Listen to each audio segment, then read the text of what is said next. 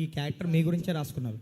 తర్వాత అటు నుంచి వెంకటేష్ గారు అనుకున్నారు ఒక దశలో, తర్వాత చిరంజీవి గారి దగ్గరికి వెళ్ళింది, అంటే చుట్టూ చుట్టూ తిరిగింది, ఫైనల్గా మీకే వచ్చింది. సో ఇంతమందిని తిరిగి మళ్ళీ రాసుకున్న దగ్గరికి వచ్చింది. అంతేనండి. చిరంజీవి గారు పిలిచి మన ఈ సినిమా ఇప్పుడు చేస్తున్నాను విశ్వంబర, రమేష్ నీ సినిమా ఏం చేస్తున్నావు, అది చిరంజీవి గారు. ఏ సినిమా సార్ మారుతున్నారు, నీ సినిమా ఏం చేస్తున్నావు, నా సినిమా ఇప్పుడు చేస్తున్నావు కదా సార్, అది మీ స్థాయి సరిపోదు సార్, మా అలాంటి వాళ్ళు చేసుకోవచ్చు. ఆయన వచ్చేసరికి అన్నీ మారిపోతాయి.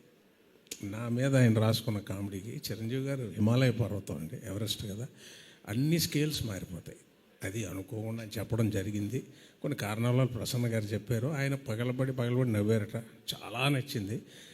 కానీ ఆయన స్థాయికి చేయాలంటే ఏంటండి చిరంజీవి గారు అండి కదా, ఇది మేము చిన్న చిన్న వాటికి నా మీద నవ్వుతారు, అది అతనికి వచ్చేసరికి కామెడీ ఎంతో అన్నీ మారిపోతాయి.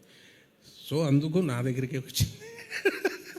సో ఎవరికి ఎది రావాలో వాళ్ళ దగ్గరికే వస్తాయండి. అయితే చిరంజీవి గారు నేను అనుకున్నాను, బాబు ఏం చిరంజీవి గారు ఓహో మన కాదు, ఆయన పిలిచి అడిగారు నీ సినిమా అంటే నీకే వచ్చింది కదా అని. అంత గొప్ప వ్యక్తి ఆయన చేసేసరికి ఎవ్రీ సీన్ స్కేల్. సార్ నేను చెప్పింది ఐఎమ్ సారీ ప్రసన్న గారు ఇఫ్ ఐఎమ్ రైట్, అంతే కదా, నిజం అది. నాకు చిన్నదిగా ఇప్పుడు నేను అమ్మాయిని సైడ్ కొట్టాను అనుకోండి, జనం ఎంజాయ్ చేసి చూస్తారు.